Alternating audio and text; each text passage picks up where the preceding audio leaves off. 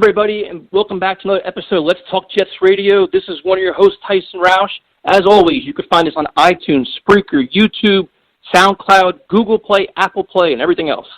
In this episode, we got a really, really cool episode. We got an interview with a Jets great on the all-time team, Pro Bowler, first-round draft pick, Aaron Glenn. Aaron, this is Tyson. How you doing, man?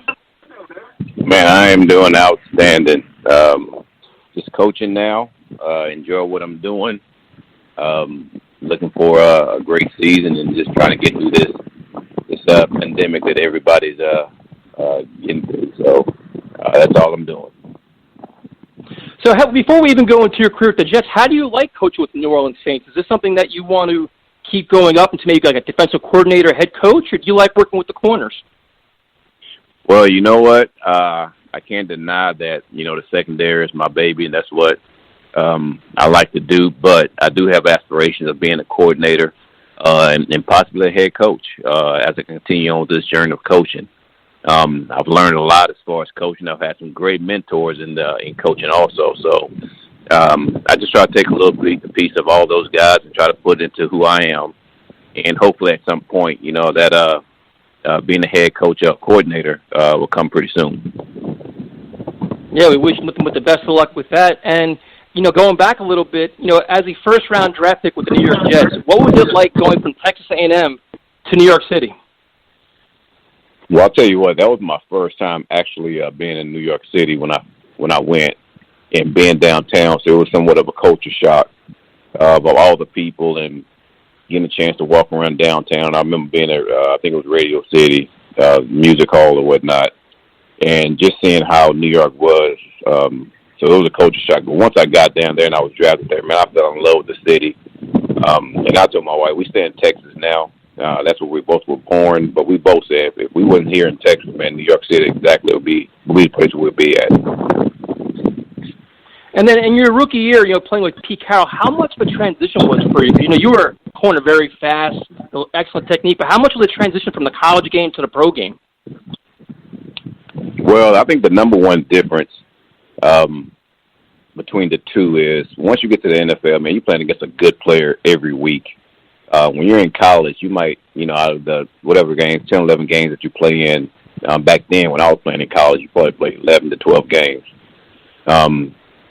You might go against a good receiver, a really good receiver, maybe 3 or 4 times out of that year. Once you get that to the NFL, man, everybody's good. Everybody's talented. Everybody has good technique.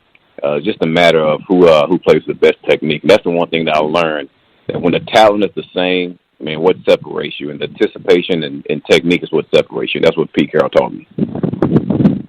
Yeah, and that's what I was going to ask you. Pete Carroll, he's known for that kind of stuff. How much did you learn from Coach Carroll? Man, I learned a lot. The thing about Coach Carroll, we're still good friends to this day. Every time we see each other, we always have a good conversation. We still do text every now and then. I think he's an excellent coach. He has a different way of going about his business, and it works. And everybody has a different way of winning. And he's chose to win with the competitive part in practice and being gung-ho and really energetic. Totally different from Coach Belichick, who I was with for a while, too. So that just goes to show you that there's no, specific way to win in this league, just understanding how to win this league. And I think both of those guys really show that. Yeah, you went from Coach Carroll to Coach Kotite, and then the biggest change was going to Coach Parcells and Bill Belichick and that staff. I mean, that's like night and day for you, man. How was that experience for you? Well, I would say that was a culture shock, the same way of coming from Texas to New York, playing under those coaches I had and going right to Bill Parcells. But I'll tell you what, that was a shock that I think everyone in with the Jets organization needed somebody like that to come in because he placed his stamp on the team very, very fast. Man, I can recall the training camps, the hardest I've ever been in. I can recall the off season, the hardest I've ever been in. And I can just recall the conversations and the straightforward communication that he had, which taught me a lot about, just being straightforward with players. And sometimes they don't like it, but the thing is they know exactly where you stand. So But I love Parcells. Again, another mentor of mine, another guy I talk to on a consistent basis who continues to coach me to this day. And I tell you what, I continue to learn something every time I talk to him. You know, the funny thing is I used to go to your practices back at a Hofstra when you had the 2-a-days of double sessions. And you guys, like you said, you trained so hard, and he was always on top of you. But you had some great matchups when you matched up against Keyshawn and Wayne Chrebet. What was it like working with those guys and, just pushing each other? How was that for you? Well, I'll tell you what, because when Parcells came in, he brought a different attitude to our practices, and they became very, very competitive. And I think that was one of the reasons why we were able to improve so fast, because of the one-on-one situations with me and Wayne Chrebet, me and Keyshawn Johnson. Man, we were really out there trying to win against each other, and that winning attitude not only reflected himself in practice, but it also translated over to the games. And you saw that with every position on the field, O-line, D-line, linebackers and running backs, receivers and DBs. I mean, you just saw it. I mean, you saw it from a team perspective. You saw it from an individual perspective. And, I mean, you clearly saw how that made us improve going into the season. I mean, those are some glory years now. Back then, I think we were 12-4. And then when Benny went down, how we still regrouped and ended up having a good season. So, yeah, those practices made us who we were. Now, the one thing I always wondered was, because you were like, say 5'9", 5.5, and Keyshawn was so big, and you faced a lot of big receivers, in the NFL. Yeah. Was it all about, like, your technique and timing and film study that helped you get the advantage to kind of compete with the larger size receivers? Well, I would say this. Everyone has a weakness. Everyone has strengths. I just used to look at what can I take advantage of on every receiver. And you take Keyshawn, for example. I know that there's no way that I would be able to box him out and things like that because he was so much bigger than me. I think he was around 6'4". I know I was 5'9.5", 5'10". So what did I have that he didn't have, all right? And that was my quickness. So I would always try to beat him to the spot. That comes with anticipation of understanding exactly where he's going to be at a certain time. And I'm going to try to beat him to that spot. I knew that's one way that I can win is he wasn't going to stop and start like I can stop and start. So I tried to put myself in position to where I can use that instead of trying to get in a situation where I was in jump ball situations all the time or where he's just going to try to box me out. So that's why understanding this game and learning the game, can be a lot better than just going out there and being a really good athlete. And you were a Pro Bowl corner, and now you're a defensive back coach. How much different is the game now than when you played in terms of like physicality and all the penalties and all this other stuff going on? Well, I don't know if the game has totally changed. Football will always be a physical sport. It's just on how you apply it right now. And that's what, me and the other coaches have to make sure that we teach our guys that, listen, the physical part is still there. We don't want you to not be physical. It's just the fact that how do you tackle this guy now? That's different than the way that we could tackle back in the day. It's how can you use your hands and how can you disrupt receivers now the way that it was different than the way that I could do it back in the day. And that comes with practice. That comes with understanding technique. And that comes with making sure that you teach your players and truly teach your players the way the game is played right now. And to me, that's the biggest difference from a secondary perspective is the penalties, the way that you can attack receivers in the middle of the field and then down the field past that 5 yards. Yeah, no doubt. It definitely seems a little bit different. And you mentioned, Coach Parcells, Coach Belichick. In 1998, you guys had a historic run. You went 12-4, but you won the AFC East, which for Jets fans, myself included, was one of the best times for us.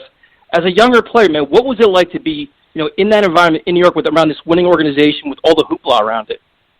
Oh my gosh. Well, I will say this. I think first and foremost, playing with the Jets, you come to realize really, really quickly that not only are you playing against the opponent that you're playing against, but you're also playing for bragging rights in New York City. So we're playing against the Giants also every week, and I come to figure that out quick because we want to be the taste of the town. I mean, that's just what it is. I mean, if you have any type of competitive nature about yourself, you want to be better than the Giants, especially playing for the Jets. So That part we always looked at. And man, when you feel like you are the better team and you go around the city and you see that green and white everywhere, man, it just makes you happy. It shows that you accomplished something. You accomplished something that hasn't been accomplished there with the Jets for a while. And man, we were like, as a team, man, it was one of those situations where, and I've been on some teams that have been pretty close, but that was a really close-knit team. I'm talking about from your starting quarterback all the way to your practice squad player. So we worked at it, man. We worked hard, and like I said, the coaching staff did a really good job with us. You know, and one of the questions we always get, because we try to interview as many of you guys as we can, is, you know, there was so much leadership on that team when you have guys like Mo Lewis and Brian Cox and Curtis Martin, all those. Did you learn anything from those guys as you kept playing throughout your career? Well, that's the one thing, and you hit it on the head, is there were so many different personalities. There were so many different mature leaders on that team. At a young age, at that, I felt that I had grown to be somewhat of a leader on that team. And I think each player on that team had something that you could take from them and try to mimic to make yourself a better player. Not just a better player, but a better person, too. I mean, I can recall, me and Curtis Martin were roommates on the road. And I thought that was one of the biggest blessings I've had in my life, not just as a football player, but just some of the things that we used to sit and talk about. So there was a lot of things that I took from that. So that it was outstanding, man, having all those guys around. Yeah, so it was such a great group, it's such a fun team to watch, and so successful as well. Then you look back at your Jets career. You played for a variety of different coaches, but what were some of your fondest memories? Well, I would say this: the Monday Night Miracle was outstanding. Yeah, that was that was a really, really good game. What I do remember about that game is how late we were up. We were playing. Golly, I think we were at 1 o'clock in the morning too. We were playing. But that was an outstanding game. The season that, like I said, when Coach Parcells came, I said the first season he came, we missed the playoffs by one game. I think we played Detroit last game. We had to win that game again to the playoffs. Man, that was an outstanding thing. You clearly saw just the turn of the team in the direction we were going in. And I knew for a fact that next year we were going to be a team to beat. And we ended up, like I said, being 12-4. I mean, I hate to say it, when Benny went down, man, you just saw the leadership of the team. We got behind Ray Lucas, who's ended up our starting quarterback. We ended up going, I think, 8-8. I think we started, I forgot what the record was, but we wasn't winning. We ended up going 8-8. So, man, there were so many things I can remember. And then I can't get past that, just the time I got drafted by the Jets. I mean, that was, they took a chance on me. So I will always be indebted to the Jets, that organization, and there's so many people there that I still talk with. So, man, it was outstanding. Yeah, I have to admit, man, like, I'm a big fan of yours, but when they announced the all-time team, everybody was like, Aaron Glenn, and everybody tries to find you on social media. They always want to talk to you and to just congratulate you and things like that. What does that mean to you as a player to be named on the all-time team for the organization that drafted you? Well, I mean, I do not take that lightly at all. And I wish I was on social media a lot. So whoever's trying to get in touch with me, they could. But social media just hasn't been something that I've been a big part of. I think on a small degree. I think my kids, my wife does my social media more than I do. But, man, to be honored to be on the all-time team, man, it's when I did see it, man, it was outstanding. Like I said, I don't take that for granted. So many good players that played for the Jets. So many good defensive backs that's played there. I mean, you could rattle them all with the Revis, James Hasty. Man, Ronnie Lott was there my rookie year. There's so many good players. And to be named one of them, again, I don't take that for granted. I'm honored. I'm really honored. I'm honored that the people in that area, fans of the Jets, picked me to be that. And hopefully I didn't let them down at all. And I hope I was everything that they expected me to be when they drafted me as a first-round draft pick. No, I mean, I can vouch for you, man. On our social media, everybody's talking about you when all the voting was coming out. And as a technician yourself, What are your thoughts on Revis, man? We were blessed to watch him as Jets fan, just as a player, as a technician himself, and as a corner. Yeah. But the one thing that, and everybody looks at the physical traits of Revis and the things he used to do. I think the one thing that intrigued me about him was the mental part of the game, how smart he was, and just how, and I don't want to say arrogant, but as a corner you need that. And he had this type of arrogance about himself that he knew he was the best.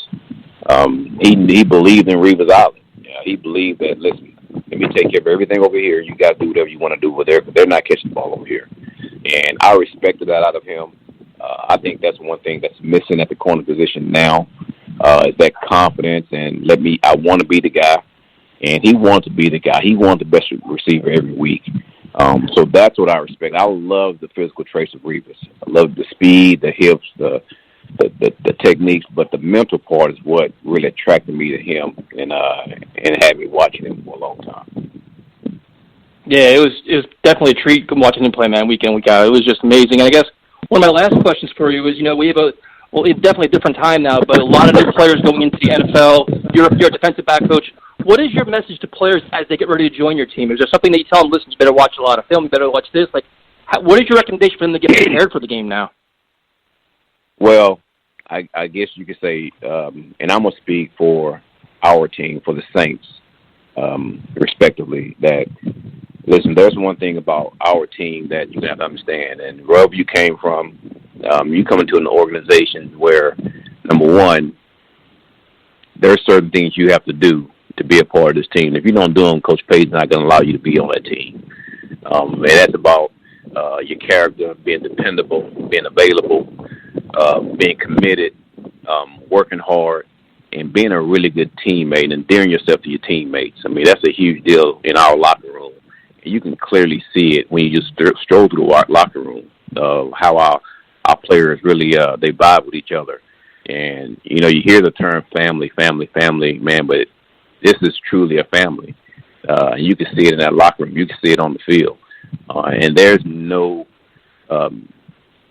I understand exactly why we win games, and it all starts from the top with Mickey and Coach Payton, and it all comes down to all of us as far as assistant coaches and players.